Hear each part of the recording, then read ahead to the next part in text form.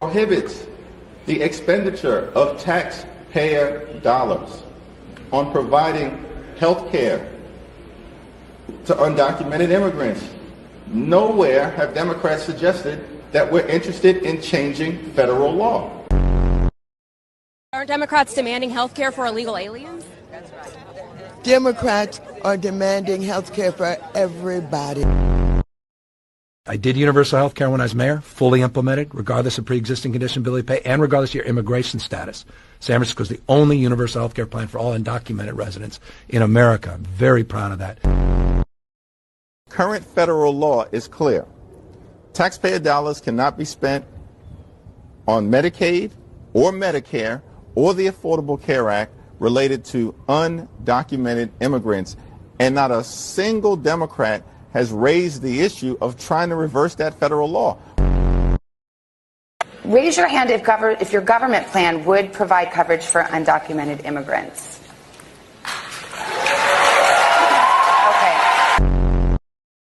Okay. We do ourselves no favors by having 11 million undocumented people in our country be unable to access health care. Federal law clearly prohibits the expenditure of taxpayer dollars to provide health care to undocumented immigrants, period, full stop. And no Democrat on Capitol Hill is trying to change that law.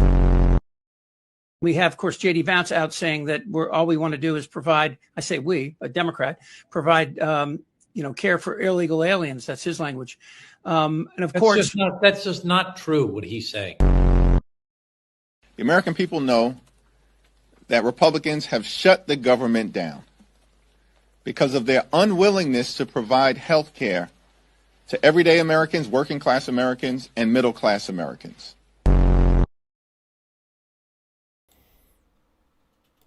Boom. I don't know. If that doesn't tell the story, I don't know what does. Powerful. Wow. This White House is on it on their social feeds. What's going on, guys? How we doing tonight? It's a beautiful night. A beautiful night here in North Carolina. Loving it. Loving it. Beautiful night to be a MAGA supporter, Trump supporter, the king. I'm never going to get tired of that. Welcome to American Fire. I'm your host, Ace. I'm going to take you through today's biggest events with no fluff, cut through the spin, tell you what's really going on, cut through the crap. And we're going to have fun while doing it. Liberals are freaking out today. Oh man, they were not happy with my video last night and my little short I put up today. I got a lot of feedback on it. It was glorious. Anyways, before we get started, we got a lot to talk about today. Trump's demolishing the White House, or is he? I mean, we got to talk about that. People freaking out. The No Kings rally, going to expose it as the fake rally it was, not organic at all. And we got the receipts, going to cover that, going to give you some government shutdown updates. Where are we going? How much longer could this last? Trump got a major court win today. And with all this going on, all this freaking out, guys, there is no one going to be happy on the left about his approval rating going up. Oh yeah, and AWS from the somebody said I'm not streaming, but I am. I don't know why they said that. AWS outage today, one of the biggest in history, shows how dependent we are upon Amazon servers. Pretty scary. So covering all that tonight, massive day of news. And guys, we got to get into it. But before we get started, hit that like, hit that subscribe. Let's start off on the right foot. Ping it. Shout it out, whatever you got to do. Get this out there. People are going to want to see it, especially if they're moderate or leaning right. They need to get the truth out there. MAGA people will love it. So share it, repost if you're on X. Hit that like for the algo to say, yeah, this is a good video. You guys know it. I know my crowd. I know you guys like it. And when you don't, you let me know. So that's okay. But all right, let me shout out everybody, and then we're going to get right into it. Wago Waco, numero uno tonight. What's up, my friend? Nick Mages, Alan Agajanian. Nick's having a cigar. I'm a little jelly, I'm not going to lie. Chad Yunkin, Alice Fordham, what's up? Just Mike, yo. Scott Volkovich, Frank Anastasio, Gerald Kramer, Steve King, AZ Tropic over on Rumble. What's up, man? Roger shouting out the Ace Tards. JC Cool, what's going on? William Kivamaki. Did I see the video of Jeffries in makeup? No, I missed that one. Lochtefeld wasn't working on Rumble, but I guess it is now. Hi, guys, says CA Human. What's up, Cass Sink?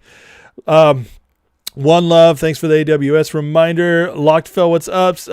Ballroom will be beautiful. I agree. And Lucid in the house. How are you tonight? Good to see you guys. All right. Well, you guys are the bold, the beautiful, and the loyal, and I appreciate it, as always. I really do. So, again, hit that like, share this, repost it, whatever you got to do to get it out there, and let's get right into it. So, let's start. I want to talk about the White House first because, I got a lot of things to go here, but this is the best way to build the story tonight. There is a massive renovation Trump is pulling out right now, and people are freaking out. It is ridiculous. As you guys saw the picture on the thumbnail, Trump is demolishing parts of the East Wing in order to build his ballroom, and people are mad because he said the White House would not be interrupted during this. Well, now they're mad at him for destroying it, for this, their words, not mine. And these people don't understand construction. But I wanted to give you guys a background on this because the White House has been changed many, many times. For the last 100 years, going back to 1902, Roosevelt built the West Wing. In 2009, William Howard Taft added the first Oval Office in a West Wing expansion. 33, Roosevelt, FDR, their favorite, the god to these people, the one they would make king. See, they're not anti-king. They're anti-our king. Trump, who's not really a king, but the guy on our side leading the way, they're mad about him. They don't care. Obama was ordained as king. People were like, wish he could be king. FDR, the liberals love them some FDR. FDR, for those who don't know, expanded the government more than any president ever up to that point by leaps and bounds. And people are saying that Trump signs a lot of executive orders. Well, Roosevelt signed thousands of them in his time. The man just completely, and you know what? I don't love him because he was a socialist, but the people loved him. They loved him enough to elect him 4 times, creating, as a result, the amendment that made it so he go bye-bye. You can no longer do that. Only 2 terms now by constitutional amendment. That's how that worked because of FDR, one of the most influential presidents, and not in a good way in many ways. I can't speak. I haven't studied him enough to know how he was as a regular guy, but as a president, he is almost solely responsible for where we're at now. And I mean solely by him setting precedents that were outrageous for the size and scope of our federal government.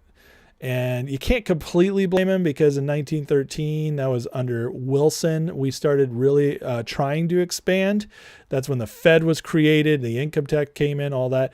But it was Roosevelt who really saw an expansion of the government intervening in our lives and trying to get everybody work. He created Social Security, which we all know how that's going, don't we? All that and so on and so forth. So not everything he did was bad. But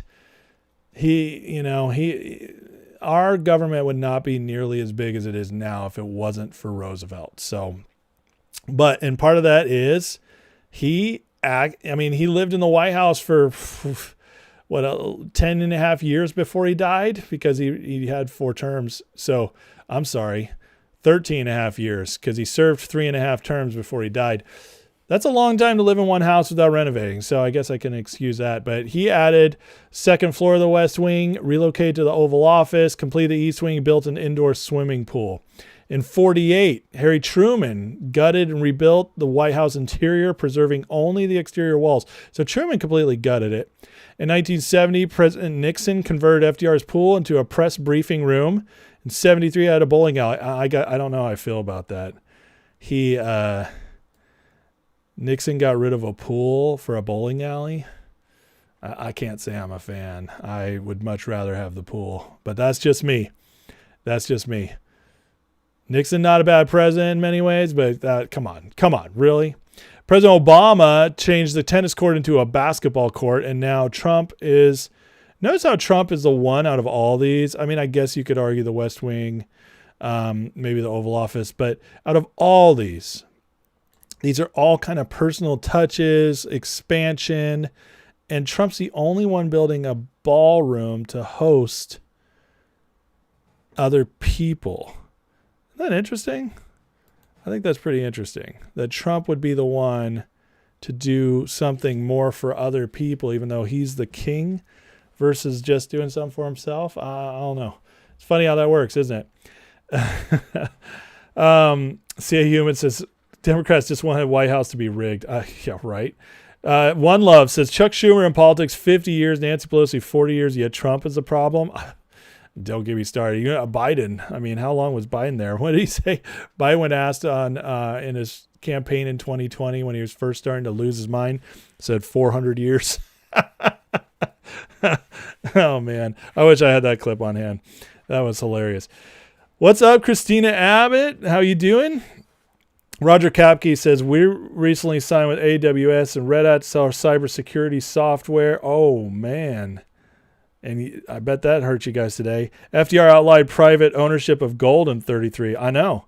He really started it. That's awesome, Robert. I didn't know that about your company. Amazing. Heidi says, don't forget the two big, beautiful flags. That's right. He also on his own dime, which he's building the ballroom on his own dime and by donation. No government tax or no tax dollars going to the ballroom. Trump doing it with his money and donations, which is pretty incredible. And yeah, he also used his own money to put two giant American flagpoles in. So awesome. Kim Wiley, welcome. Good to see you. And if AWS had us installed, they want to be down, says Robert. I mean, that'd be awesome. Okay. So that's what's going on in the White House. I wanted to share it just because I know there's a lot of people out there who are not going to get the full story on this, and it's one of the biggest trends on Google right now. What's going on at the White House being demolished, and everybody's like freaking out about Trump. And so I just thought it was important to present the actual context that this has happened several times before.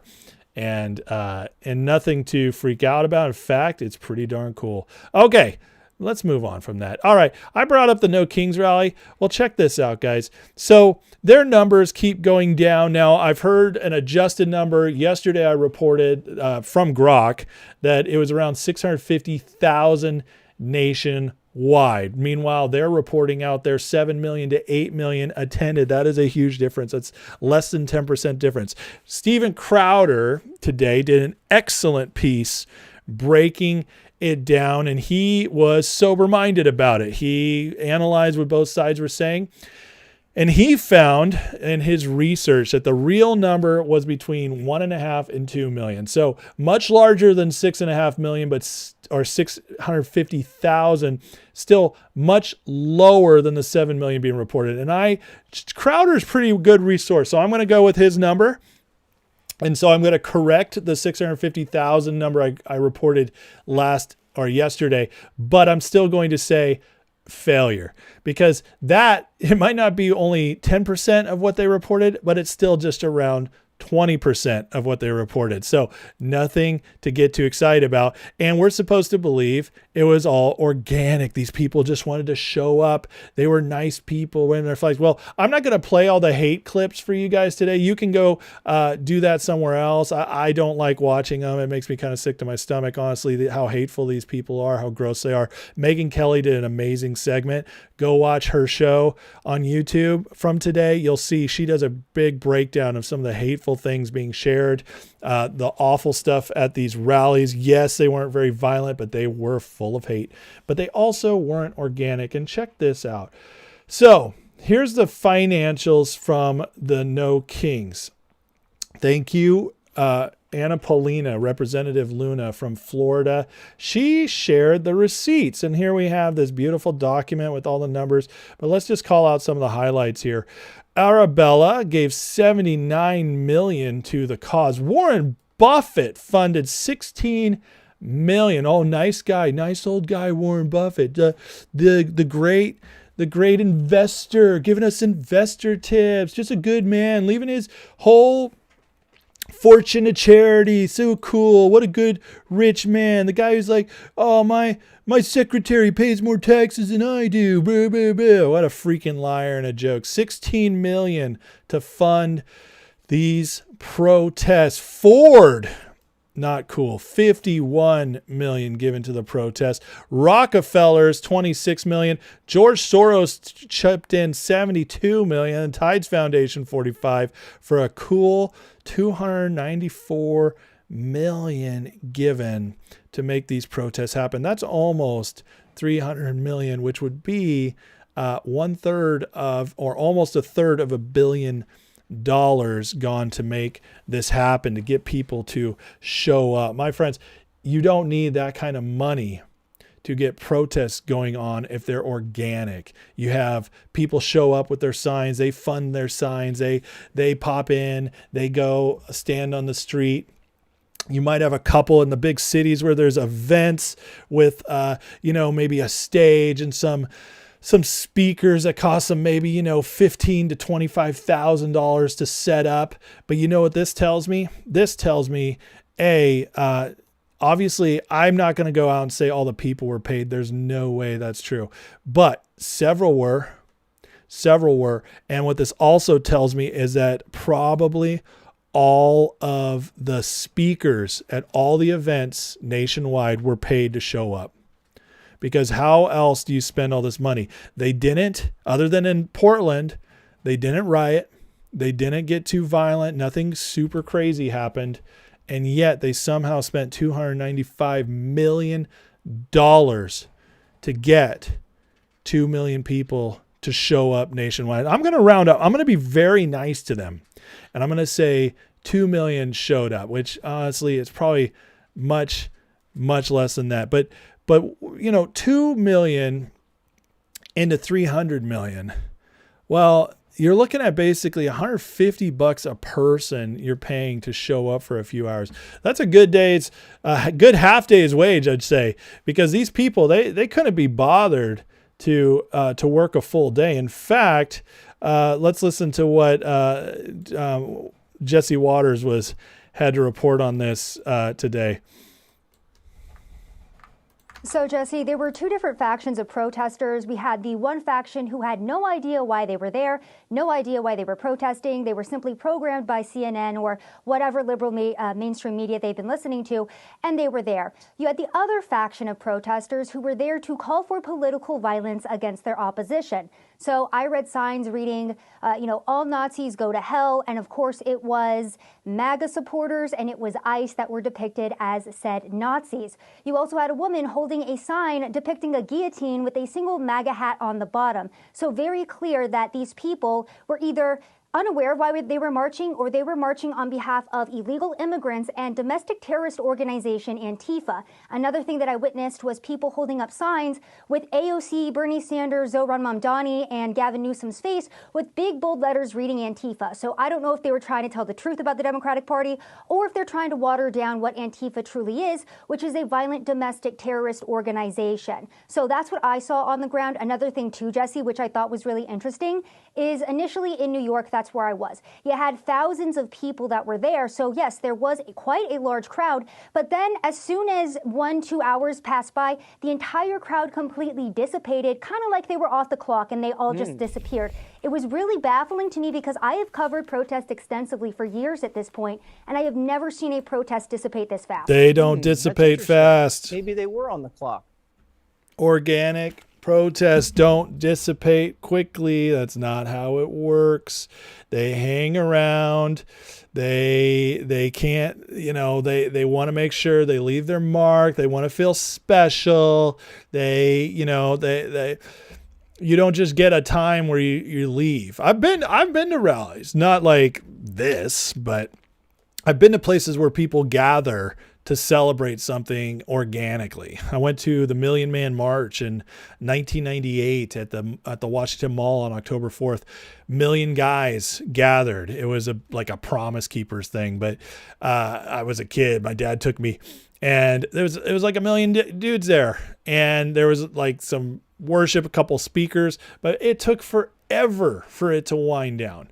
Forever. And I'm saying, like, and that was completely like, nobody was paid to go there. We didn't have to buy tickets. It was just like, we're all going to gather at this spot. And we did. And that's how it works. You don't just hit 2:00 and you're done ski. So, and that's the other thing. Why so early in the afternoon?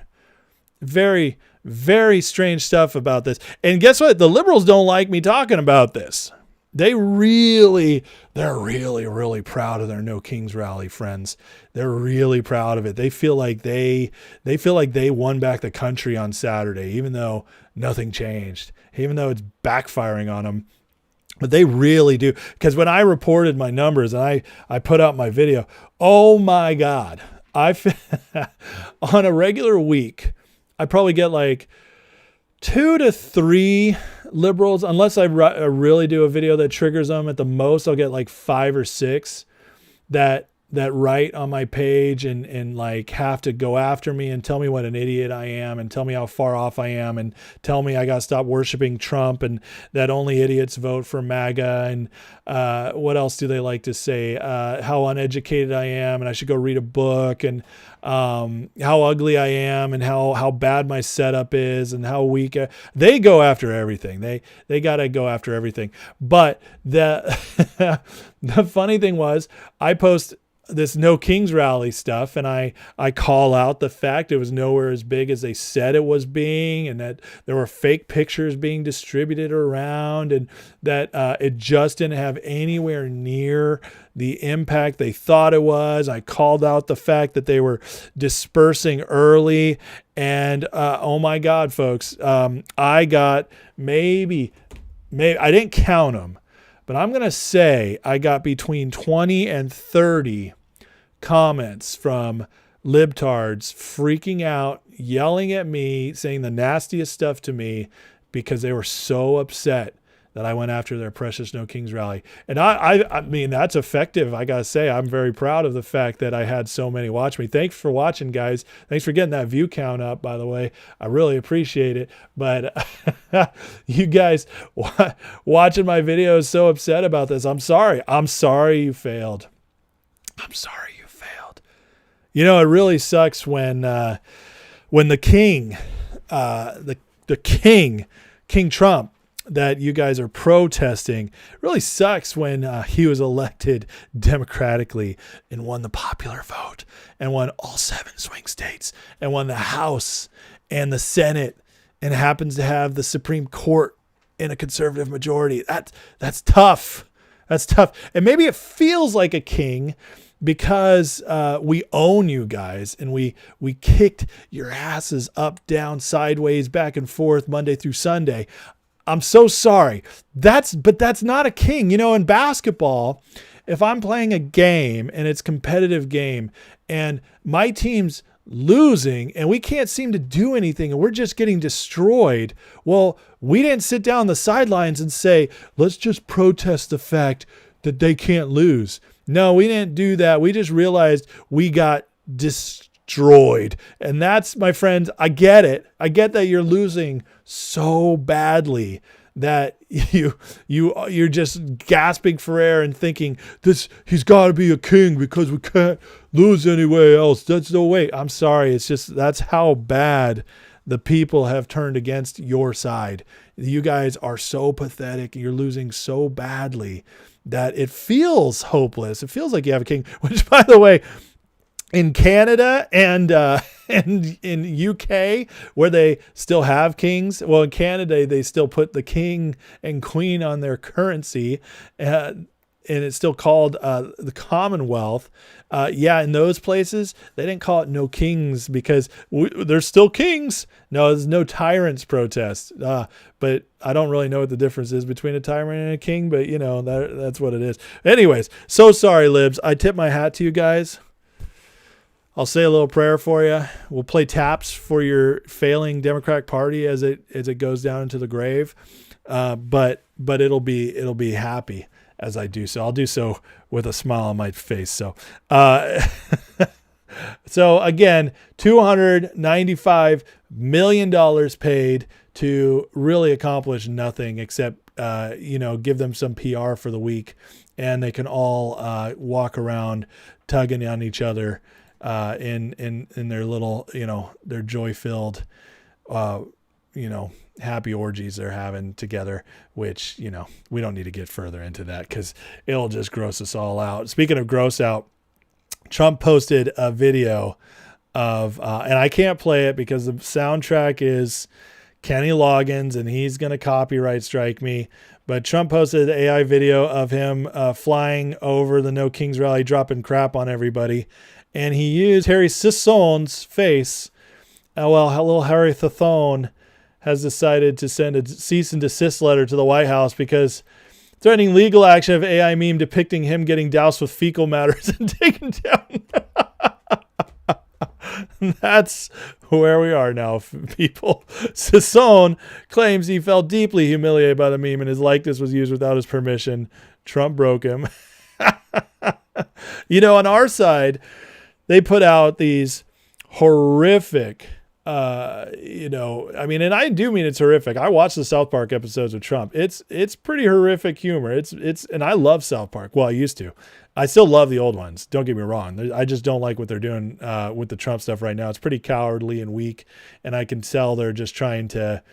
They got sold to Paramount. I think they're being pushed to be a little more anti-Trump in the show, but whatever. It's just not like South Park used to be. But the new depictions of Trump and Vance, they're pretty raw, man. They're pretty intense. The way they're making fun of Kristi Noem, pretty terrible stuff. And you know what they did, the Trump administration? They changed their likenesses. Charlie Kirk did this. They changed it to the South Park characters. They embraced the joke. They said it was hilarious. They said, man, this is an honor to be made fun of by South Park. Harry Sisson gets crapped on in an AI meme. And the liberals can't take a joke because they have no sense of humor. And instead of embracing it like we did with the South Park, making fun of everybody, Harry Sisson is trying to sue the White House. Pretty hilarious stuff, I gotta say. These people are so mentally weak. It's unbelievable. Let's see here. Country says, did they discover how many of the No Kings were bussed into the cities? No, I have not heard those numbers. If I do, I'd love to see them. Drew Savala says, I heard they literally went to nursing homes, talked to the management about letting the old folks come out and exercise and give some fresh air. That would not surprise me at all. Lochtefeld says, for $294 million, the Democrats did not get much for their money. I completely agree with you. LMI says there's nothing organic about these protests. They're leftist commie-funded fabrications. I agree. Roger says, sorry, Ford owners, your truck payments work against us. Same for GM, owned by China. Oh, yeah, GM's bad news. One Love says, priorities totally misguided when it comes to our taxpayers. Those millions could have gone to Americans in need. Oh, they don't care about that. Democrats, for being the party of empathy, for being the party of tolerance, and for acting like they're so nice to everybody, and they really are the party who cares, they actually only care about one thing. You guys know what it is? Power. There it is. POWER. all in caps, power. That is all the Democratic Party cares about. They will say whatever they need to do to get there. And I don't mean all Democrats. There are some Democrats, they're deluded. They are deceived. God bless them. That actually believe they're doing the right thing by voting for Democrats because they do care. They want to help people and they think the government's the way to do it. I disagree with them, but I can respect that belief. Unfortunately, they don't have a single leader who believes that anymore. It is all about power all the time, and the people voting for them either agree with them or are deceived by them, and it's pretty pathetic. But that's it. That's all the lefties care about. They don't care that $300 million could have gone to all sorts of things. How about paying our troops during a government shutdown? You know, stuff like that. It's pretty crazy. Yard Six says, watch the rally. I thought I was looking at a yard sale. Drew says, don't like the new South Park stuff. I know they didn't do any of that with buying Kamala. It's pretty crazy. Lockfeld says money was from the Ford Foundation, Rockefeller Ford Foundation. Well, thanks for clearing that up, Lockfeld. So it's not exactly Ford's, corporate sending that money, which makes me feel a little bit better. Those foundations are run by old money and established by the original guys or their families. And they usually are pretty liberal banker. Remember, we talk about this all the time. City of London, global elites, that old money, British Empire kind of money. Yeah, that makes sense. Rockefellers, Fords, Rothschilds, all that. But here's where it failed the most, and including what they're doing with the government shutdown. The government shutdowns I showed you guys, the Democrats think they're going to try to get they think that this healthcare thing is going to work in their favor. And I'll give them this. Healthcare is the issue they have the most meat on the bone for when they run campaigns, because Americans are sick of paying these crazy healthcare costs. And many Americans, God love them, have bought the deception that if the government helped with more healthcare, it'd be better. And they buy into the lie that we could have, quote unquote, free healthcare. Well, it is a lie. It's a deception. Unfortunately, a majority of Americans currently believe it.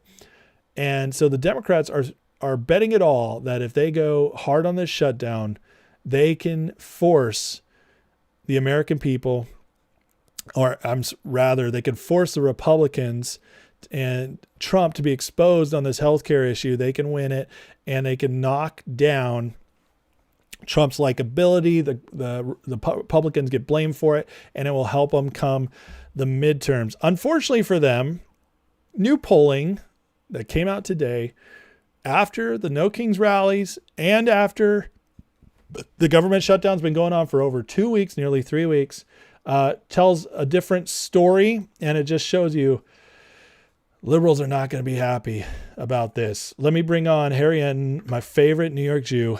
Harry, what you got for us, Harry? Here he goes.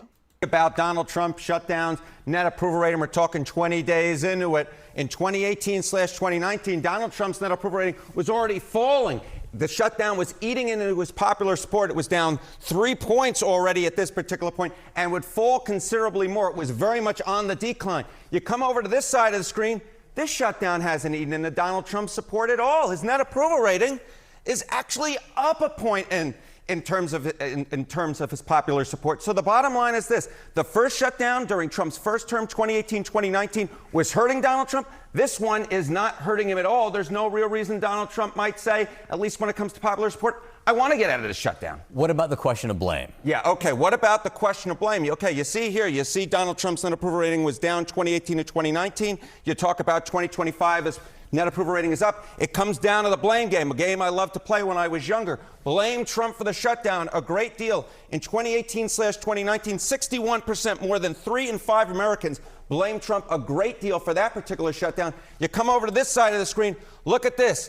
It's a different world. It's a different world. 48% of Americans blame Trump a great deal for this particular shutdown. So it's more than 3 in 5 back in 2018/2019. It's less than half, a drop of 13 points. Again, it's no real wonder that Donald Trump at this point, looking at the shutdown, says, you know what, it's not actually harming me politically, in large part because he's getting less of the blame. And he's doing things differently during this shutdown. Yes, exactly right. You know, we talk about Donald Trump and you say, okay, he wants to be a consequential, influential president. Well, if the legislative process is basically freezed up, you know, on Capitol Hill, you may say, well, then he can't actually get legislation through. But that's not how Trump is. Oh, yeah, we don't care about that, Harry.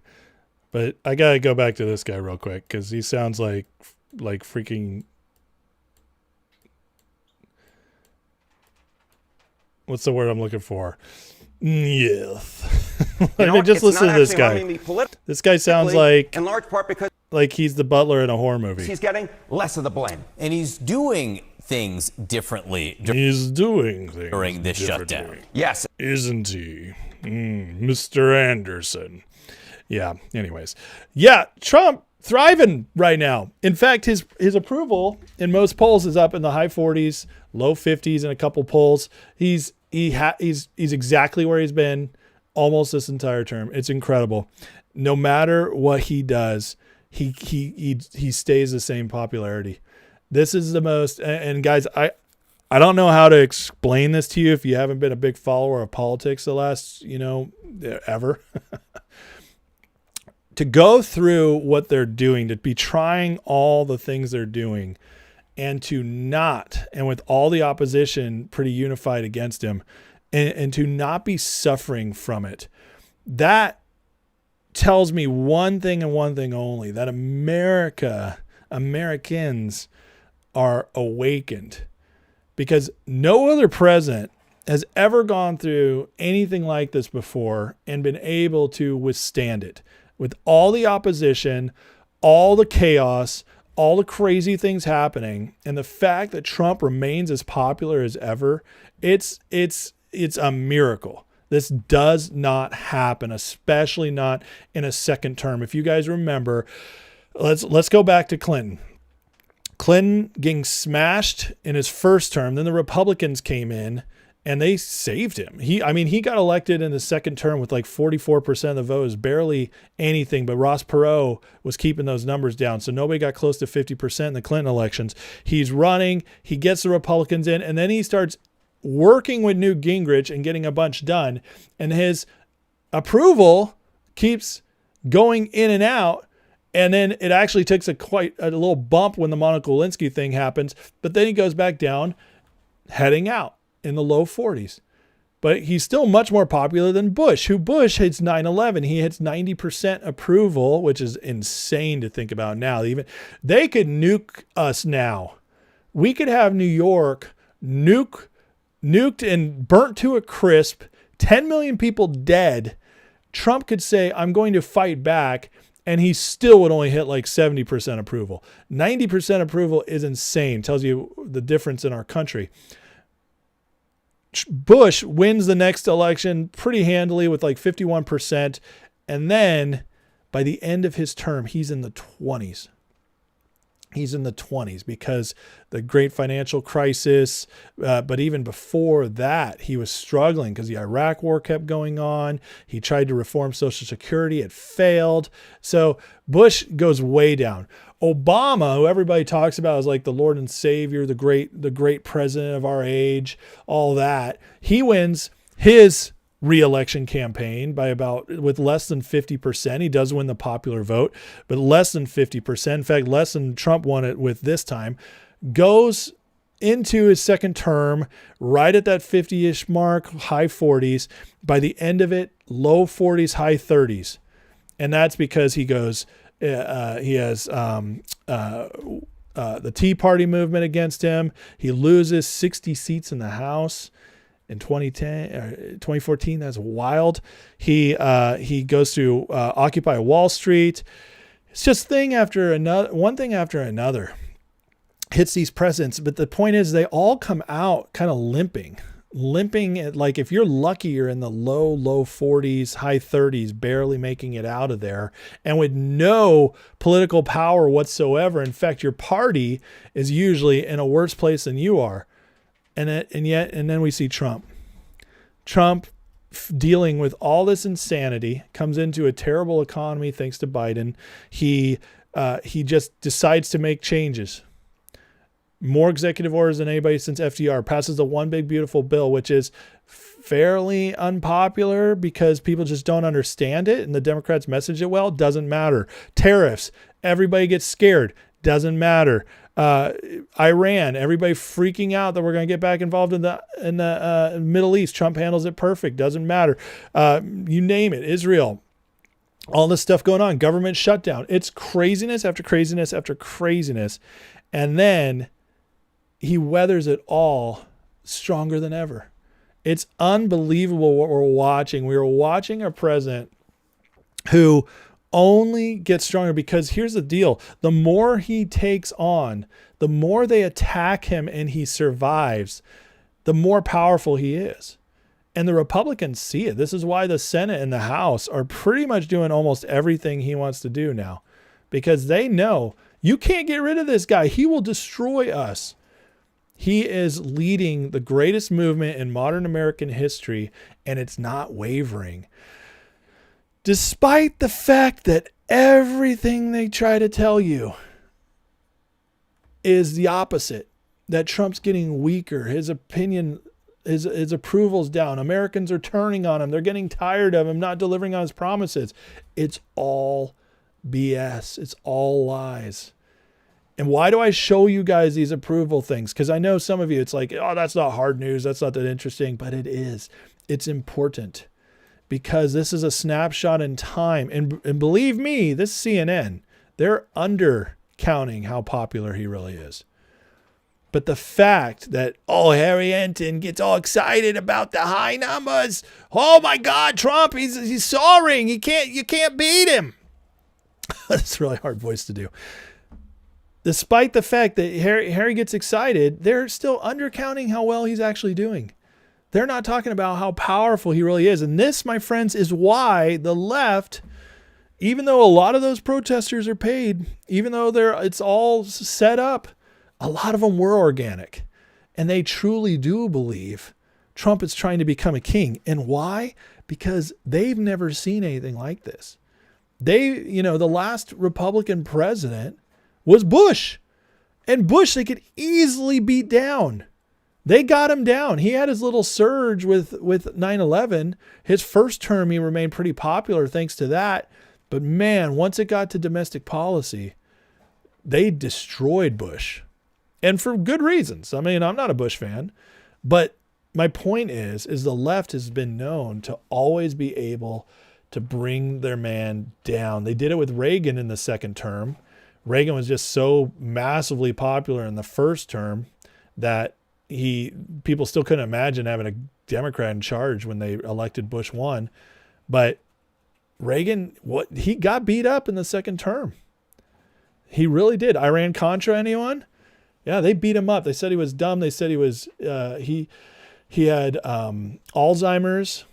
He was too old, which is hilarious because he was like 10 years older than Trump when he was done. But they've always been able to do it, and now they don't have the power, and it's driving them crazy. They no longer have the media. They no longer control the narrative. There's shows like mine all over the place. There's way bigger conservative shows, obviously, getting millions of views. We control the media now. And this is what happens. It's driving the left crazy.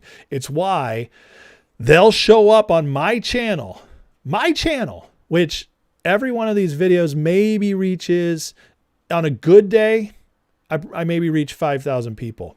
On an average day, 2,000 to 3,000.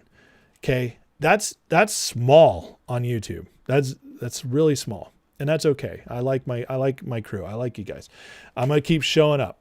But why on my channel, when they have all these other places to go with millions of people watching, why try to take me out? Why try to go after me when I do a thing against their no kings? Because they are so powerless. They're so scared. They don't know what to do. So they're grasping at straws. We've never seen anything like this. It is pathetic. It's pathetic. Cassink said this time his first term he signed like 50 EOs. As of today he signed over 200. I know. And you know what? I agreed with every single one of them pretty much so far. Is Rumble having trouble? Oh, man, that's too bad. Protest was AstroTurf with some scattered natural plants to make it believable. That's very true. Toe says, crazy, a Q predicted this advance. You are the news. Absolutely. Alan says, not just the left bring down Bush. It was the media and the Mockingbird effect. Well, yeah, it was, but they're run by the left. They're run by the left and the globalists. So, I mean, I think my point still stands. They are, Nick. I agree with you. But anyways, it just shows you how out of power they are. And get ready, because they're about to be, even angrier. I mean, look what's happening with the youth. This is Mark Mitchell. Rasmussen reports their latest poll. 18 to 29-year-olds approve of continuing the government shutdown. Guys, that is the most liberal block of people. Even though they're more conservative than previous generations, okay, still much more left than other generations, even though they're more conservative than previous generations at this age.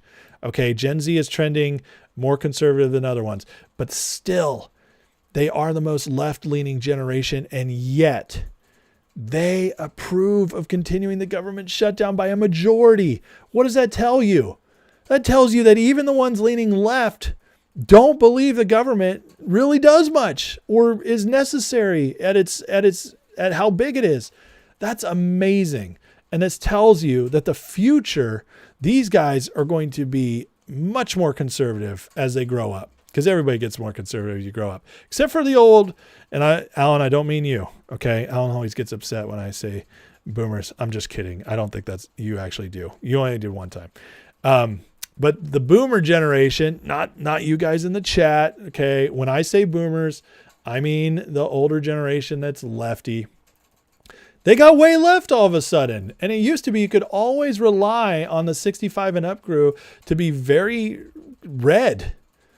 And now they're left-leaning, but it's because that generation, at least 60% of them, 55, 60% of them, have become so dependent upon the government. I don't necessarily blame them for that. I don't.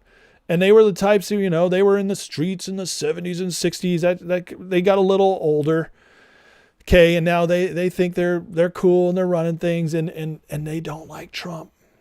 They don't like Trump because that generation, when you get, the older you get, the more you feel you have to lose.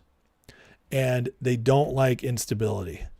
And in the past, they felt more stable with a conservative because conservatives were like, we don't want to change much. We just want to keep the government running efficiently and keep it low. And we don't want to mess up with social changes, blah, blah, blah.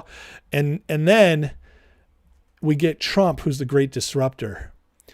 And a lot of the other, obviously not you guys watching, okay? I love you guys. I'm not talking about all of you, okay? If this doesn't apply to you, don't listen or just ignore. But you guys know in your generation, there's a lot of these people. You guys saw the crowds yesterday I showed you. They're very much elderly. And this generation's scared.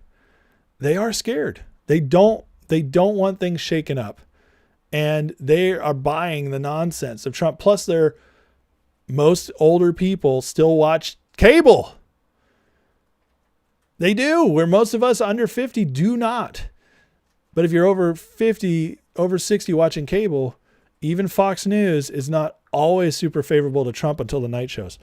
So listen, I'm not calling out you guys, anybody watching this show. I think 45 to 50% of elderly, and I don't mean you guys are like, in wheelchairs. I just mean over 60, 65, retirement age. That's a nicer way to say it. I won't call you elderly. I'll say retirement age. 45 to 55% of retirement age are great, but we just can't trust them, that generation, in politics anymore because they've been lied to and they've bought the lies that Trump wants to steal everything from them. All right. Let me take some of these comments from the... I hope I did not just blow up and lose all my boomers.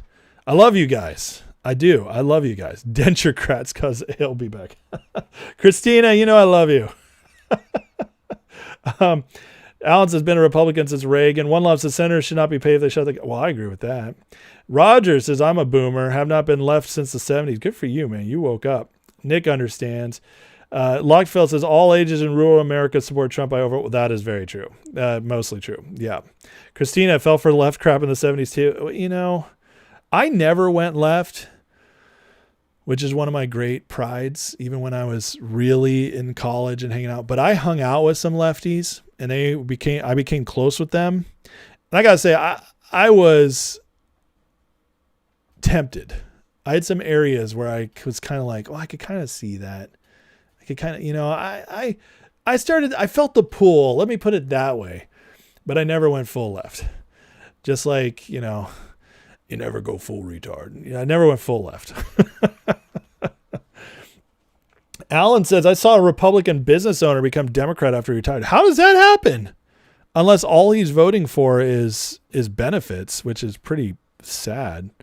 That's pretty great. Cable does blow. I agree. I can't do it anymore. Alan says 68 in your walker and chair. Not really. Yeah. I mean, Alan, don't you walk around your land? One Love, with the possibility of no more Social Security in 10 years, they need to be worried.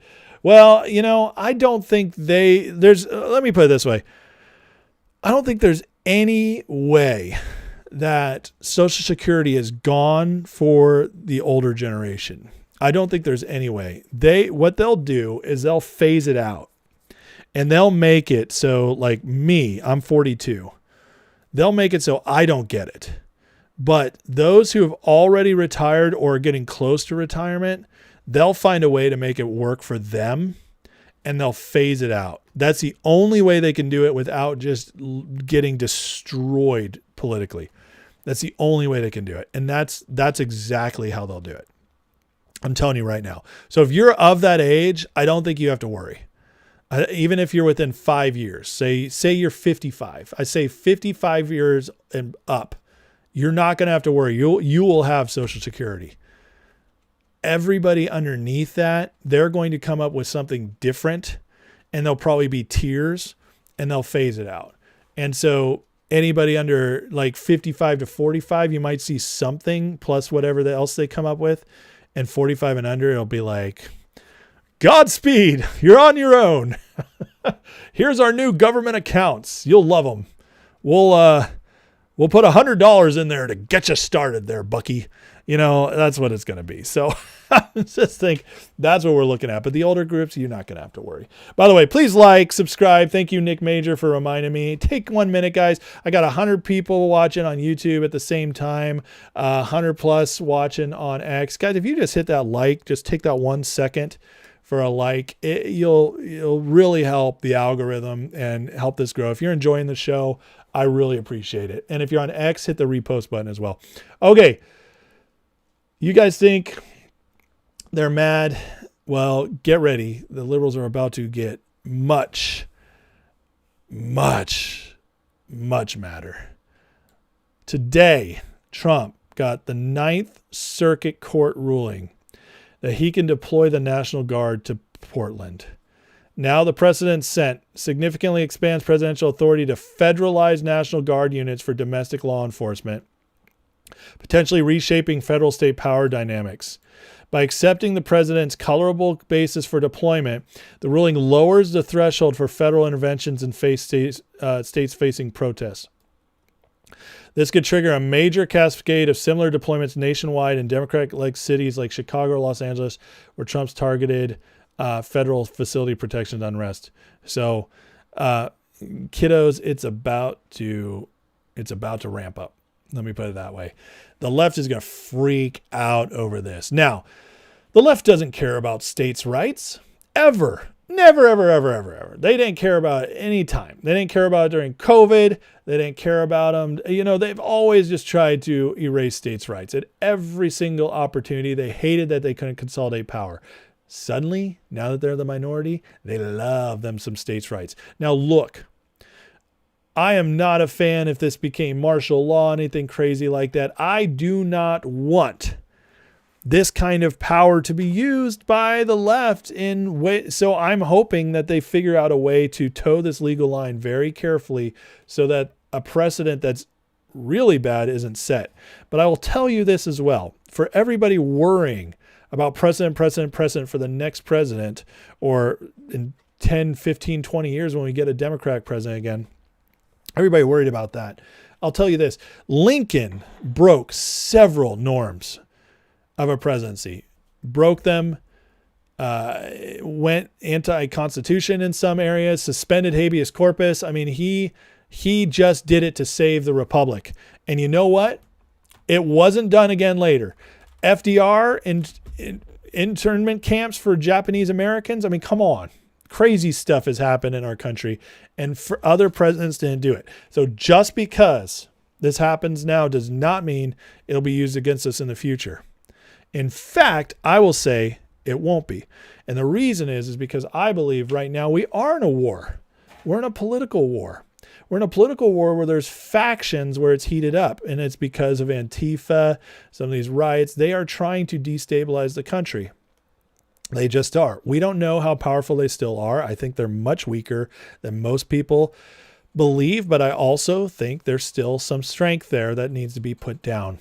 I think Trump is ramping up to do this and position things because I think he's trying to avoid using the Insurrection Act until after the midterms. I really do, unless he absolutely has to, unless they push him to it. But this is a cleanup operation. They are going in, they are going to put down and keep everybody safe from the ramp ups like we saw in 2020. And look at it. We've had 2 massive days of leftist protesting across the nation, 2 No Kings days where, anywhere from hundreds of thousands to a couple million showed up across the nation.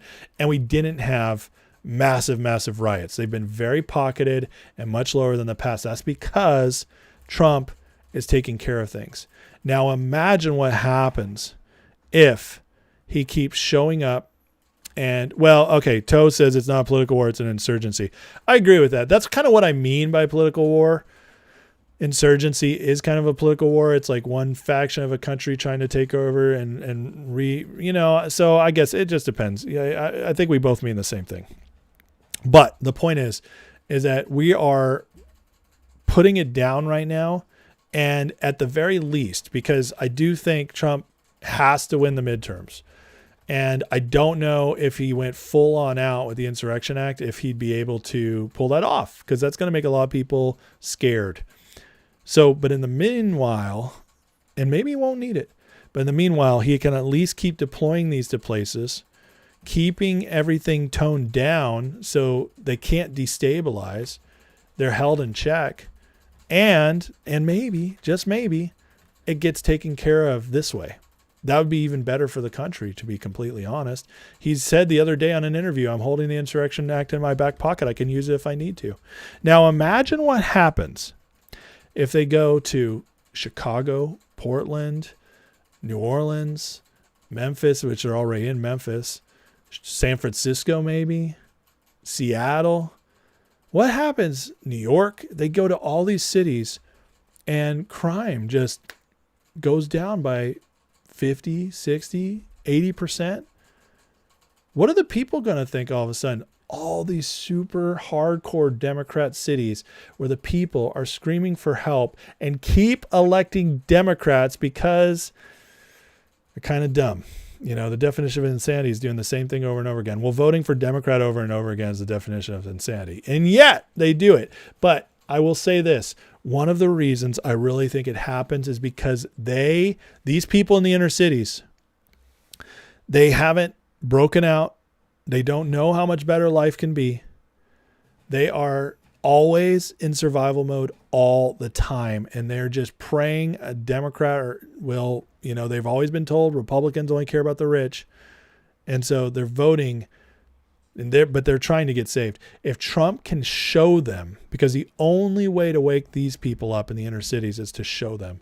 If Trump can show them that they can be safe, if he can show them that a Republican president will actually be the ones who fixes their cities, that's powerful, folks. That's very powerful. And we're already we're in a great place for the midterms. We're gerrymandering to get more seats. All that's working out. All that's headed in the right direction. Imagine if we start turning the inner cities. This cleanup this fixing of America will become easier than ever, because once you fix those people, see the left, the hardcore left, the educated left, the people in charge, there's very few of them in power. In fact, if you just pocketed them, they're like 10-15% of the Democratic Party. They're the hardcore believers, though.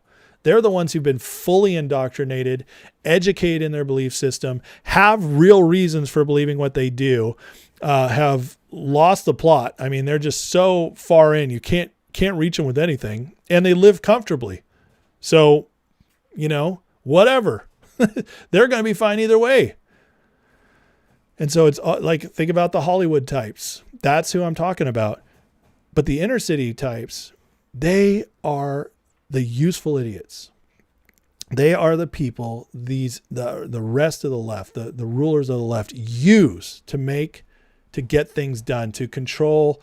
They control them so they have power. They can actually get enough votes to win some elections. If they start losing them, the Democratic Party is done forever.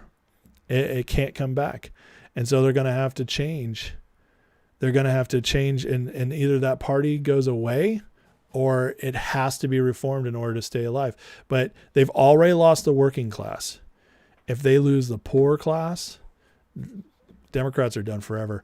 This could be the beginning of that, because Trump is going to use this to show them, while also, to Toe's point, while also putting down a political war / insurgency, which I do believe they're trying to accomplish.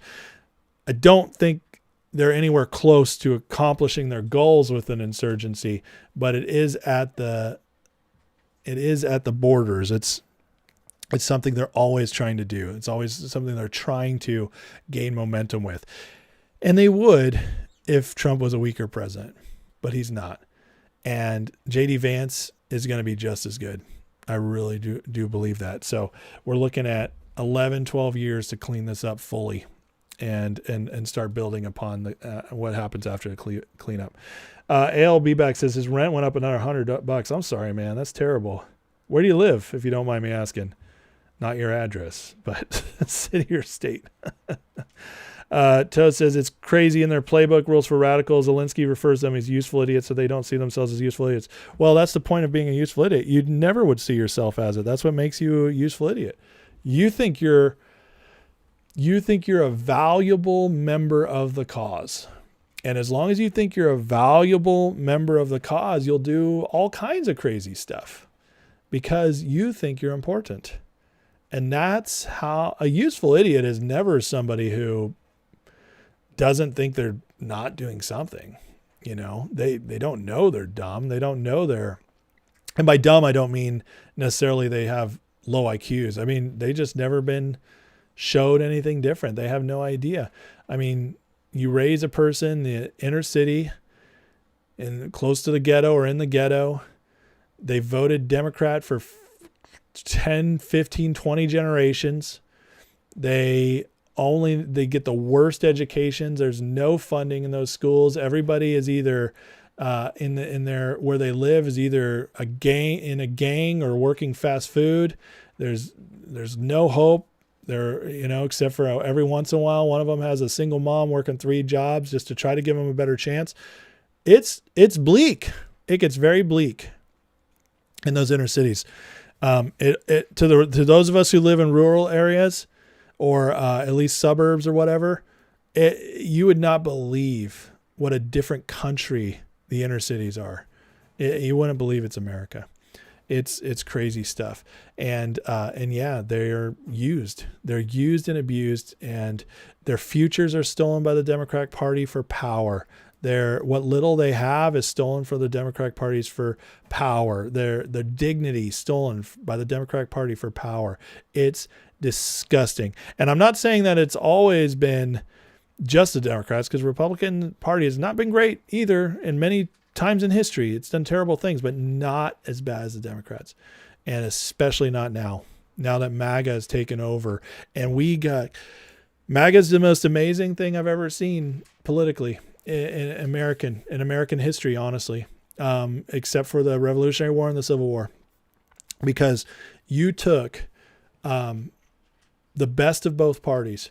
You took what good the Democrats had, which on the Democrats' side, once upon a time, this isn't any longer, but once upon a time, even 2 decades ago, they had the distrust of institutions on their side.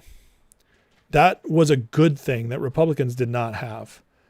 They had, we want to try to stay out of most wars unless absolutely no other choice. They had that on their side. That was a very good thing that Republicans didn't have. So, they had some good on their side. This is back when the Democratic Party was much more moderate. There was some good things about them. The Republicans, the MAGA side, took everything good from the Democrats, kept everything good for the Republicans, which is belief in traditions, traditional values, smaller government, lower taxes, more expansive economy. Oh, the Democrats, speaking of economy, the Democrats were the ones against free trade. That gutted our nation. They were the ones who thought we should bring tariffs back. And we took that. So Trump has married. He took the best from the Democrats. He kept the best of Republicans. He left them with nothing. He left them with only the bad stuff. Now they're pro-war. They're pro-progressive values, which most people don't like, even if they defend them. They don't live that way. They never would because they know it's destructive. They kept trust in institutions. Even when those institutions are robbing you blind, destroying you, they kept it. So the Democrats have that. They keep growing that government, keep taxes going up. People like taking away freedom. Americans don't want that. They got all the bad stuff. And that's why the Democrats are reeling right now, because they don't have anything. They have nothing to stand on. Trump took every single position that is the better position, and he took it away from them. It's incredible. We've just never seen anything like it. It's the most genius political maneuvering it may be in history.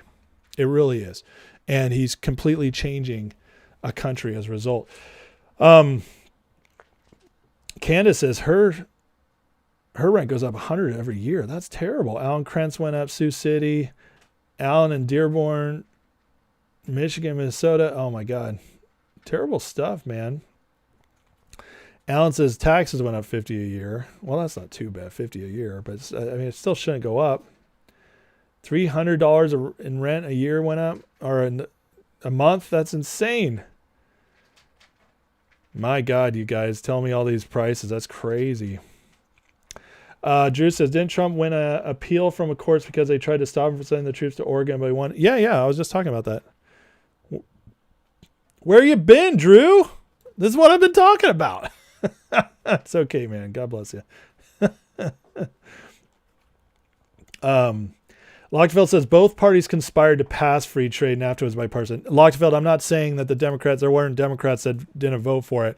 I'm saying that the Democrat side was the only side where you heard the argument against free trade, except for Pat Buchanan. But other than that, it was all Democrats pretty much talking about it. That was my point. I'm not saying that the majority of Democrats didn't sign off, at least in power.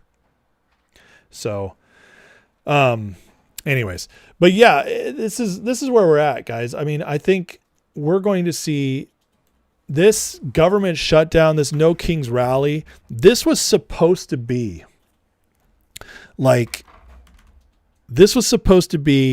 we're maneuvering. We got Trump in the corner. We're powering up. Uppercut. This was supposed to be a double whammy hit. The shutdown and the No Kings rally were supposed to be a double whammy hit to hurt him, to cut him. The Russians cut. He's cut. Rocky IV. He's cut. The Russians cut. It's like when they finally found out he's human, and then he starts losing from that point. This was supposed to be that. This was them putting those resources, $295 million. Let's go back to that just so you guys can see it in case you missed it. $295 million. Thank you, Representative Luna, for sharing this. $295 million. That's a lot of cash, especially when they're not getting that USAID money no more. Soros, he's got to be hurting here soon. Put all that cash into this, losing all this money from the government shutdown, risking federal workers who are running democratic projects, risking federal workers who are Democrats getting fired for the shutdown. They risked it and risked it. They put up a lot because they were like, if we do this, we'll hurt Trump. If we do this, he'll pay in the midterms. This is our chance to strike and to start the lame duck presidency. They put it all together. And what happened? Nothing. Trump won while laughing at him the whole time, while making memes about taking dumps on him from a jet. I mean, just crushing these people. And it's so pathetic because, again, they just used up so many resources. They used up what little political capital they have, which isn't much, and they're getting beat up. And they didn't even ding him. Teflon Trump is killing it. So pretty incredible stuff. And you wonder why the liberals are freaking out. You wonder why they're doing no Kings rallies. It's because they don't have any hope. They don't know what to do. They've never been in this position before. They literally are walking around in crap, not knowing what to do. They can't see straight because they are getting reamed. And Trump is outmaneuvering them at every single opportunity. And they're just getting crazier and crazier as they go because they're so desperate that they're just losing their sanity, what little they had left. Toe says they spent $300 million for absolutely nothing. Absolutely. Alan says Soros money could fund government for a while with the RICO terrorist funding. Oh yeah, I can't wait to see that. That's going to be fun. Trump is loving this. Party with the GOP tomorrow. I love it. Yeah, Alan, you're right. Ross Perot was awesome, man. Looking back, if I knew what I knew about Ross Perot now and I was old enough to vote, I would have voted for Perot. Okay, the last thing I want to cover, even, we're all enjoying Trump just whooping on him. Last thing I wanted to show is just on this. So this is the Amazon outage, which is insane. And one of the largest outages in history. And this is honestly scary. And look, I am a capitalist. I believe in free markets. I believe in private enterprise. I truly do. But this is when you're too big to fail. And I don't mean that in a good way. We're talking at this point, the internet and servers are infrastructure. And we got to figure out something better than, because if this was an outside attack, or if they did want to attack us from the outside, this could be a major problem. Look at the websites affected by the outage today. Adobe, that's one of the biggest for marketing and creative stuff. That's just massive. Amazon, obviously the shopping in our nation. Apple Music, who cares, but still Apple attached to it. AT&T, your phone. All these games, Battlefield, Canva. I use that all the time. ChatGPT, so it's taking down AI. Coinbase, you can't make your trade. You can't trade your crypto. It could bring down the whole crypto industry. Something like this. Delta Airlines, how scary is that? Duolingo, FanDuel. The bettors are mad. GoDaddy, that's web hosting. Lots of websites down. All the movies. These aren't important. HBO Max isn't important. Hulu's not important. But it tells you just how many people rely on this. That's huge. McDonald's app, MyFitnessPal, Pinterest, PlayStation Network, Pokemon Go, Rama, ShipStation, Signal. That's what a lot of government employees were using to speak to each other. An attack, it could just take out so much. Venmo, people's payments. United Airlines, another airline. Verizon, more phones. You get the idea. This is scary stuff. This should never, ever be allowed to all be in one place. This means with just a couple places, Amazon, and I don't even know what the next biggest one is. It means you could completely shut down our economy and completely ruin people's ability to make their money or to get out of a bad trade if they're seeing crypto collapse, something like that. This could collapse crypto. Robinhood, a lot of people still on Robinhood trading their stocks. Just think of the impact this has. Airplanes in the air. That's terrifying. Cell phones. They could take down our cell phone towers. I mean, we can't talk to each other. This is crazy, guys. This is crazy. So anyways, just Microsoft. I mean, so my point in all this, Google's on the bottom here. Look at that. There's Google. I can't believe Google's not hosted on its own servers. That's wild to me. So anyways, the point though is this, guys, that if all this can be affected by one day of outages, and it wasn't, thank God, as far as we know, serious, that means anybody, if they took out AWS, it would shut down our economy. We're looking at, when you put all of this together, if this just all completely shut off, airlines, cell phones, Coinbase, Venmo, all these transactions, Robinhood, you'd probably take a 5 to 10% hit in the economy per day, maybe more. So that's scary stuff. So we need to pray that hopefully this was an awakening and we figure out how to do better on this. I mean, something's got to change because this is unacceptable. This Amazon cannot control everything. And that's the question. One Love asked Reset. And there's a question for you. Was this a moment to awaken us so that something can be done? I got to say, and I'm not a fan of big government. I really am not. But there needs to be some kind of government protection because this is now a national security issue. It just is. And so I don't know how they figure that out, but pretty crazy stuff. Alan says that's why you need cash on hand. Well, I agree with you, Alan, except for, and I'm not saying that would hurt. It's actually a very good idea, and everybody should have cash on hand in case of emergencies. But at the same time, cash on hand now will only get you so far because there's a lot of places that don't even take cash anymore, which I hate, and I hope we get away from that. Maybe this will be an awakening towards that. That would be great. Alan says, with the web down is why I don't believe in crypto. And that's a great argument, Alan. It really is. Now, I don't think the web will ever go fully down. I'm an optimist, and I think we're only moving forward. So many people have said that about so many things. You know, once upon a time, it was electricity. Why would I ever use that? Another time, it was telephones. You know, this stuff tends to, historically, it happens, and it doesn't go away. But that doesn't mean we won't have days that are bad. Doesn't mean we won't have maybe weeks that are bad. But I don't, ultimately, I don't think it goes anywhere. And only expands. It gets more secure over time. But this was a good wake-up call, wasn't it? Because that is, look at this list again, guys. That is just insane. All of that affected by an outage today on AWS. Just crazy, crazy stuff. AL says, explain to me how the F someone built a deer stand next to the White House. Yeah, we can't talk about that. Was it next to the White House?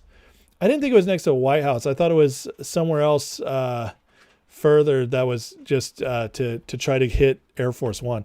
But I could be wrong on the location on that. I did not follow that story too deeply, so maybe it was.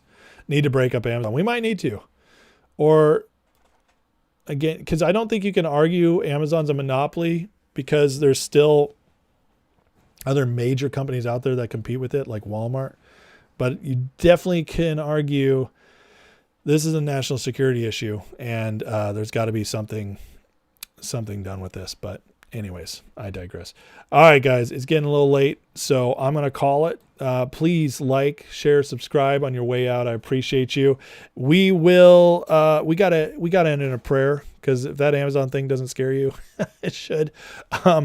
But we are doing better. Things are going to get better. I just really believe that. Blips here and there, but we're trending in the right direction. If you don't believe me, go watch my live from last Wednesday about how I break down where we're at in history from what I'm seeing.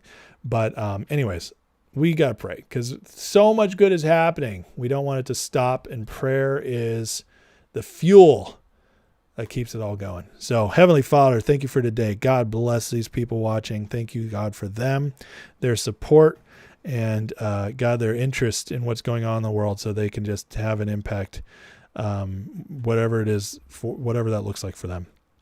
Bless them, Father. Bless our country. I pray for, God, prosperity and, God, sanity and justice to come back to our country in Jesus' name. I thank you. I see it all over the place. I pray it continues to spread without ceasing until it is fully gone as far as it can go. Thank you for President Trump and his team. God, we pray for them. We pray protection over them, Lord, wisdom over them, and the boldness to continue doing what they need to do, no matter how unpopular it may be in the moment. And Father, bless everybody here. Everybody's got needs. Everybody's got desires. Everybody's got things they need to break through in. God, seeing everybody tonight write the increases in their rents and their taxes over the last few years is just crazy to me. So I pray there's an ending to that. I pray there's a prosperity that comes, God, that just ends this constant being taken from. And so, God, we can be the ones that start building wealth and prosperity in our future. And I pray, God, that when the time comes with Social Security or whatever it is, God, is going to be changed or dissolved or whatever it looks like, I pray, God, that it'll be fine, because there'll be so much prosperity in our nation, Lord, that the vast majority of people wouldn't even need something like that. And that's what I pray, especially for those watching tonight, God, that you would bless all of them. And Lord, we pray all this. We love you in Jesus' name. Amen. All right.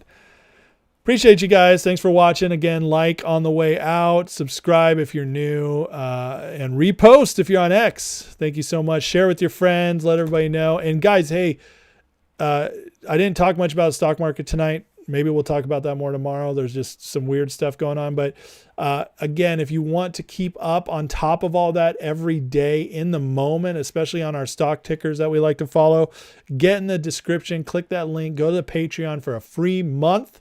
That will get you into the Discord, where we're constantly talking about stocks, politics, whatever else. And it'll also get you access to the members only lives on Wednesday nights. All right. Love you guys. Have a wonderful night. And I'll see you all tomorrow night. Good night. God bless.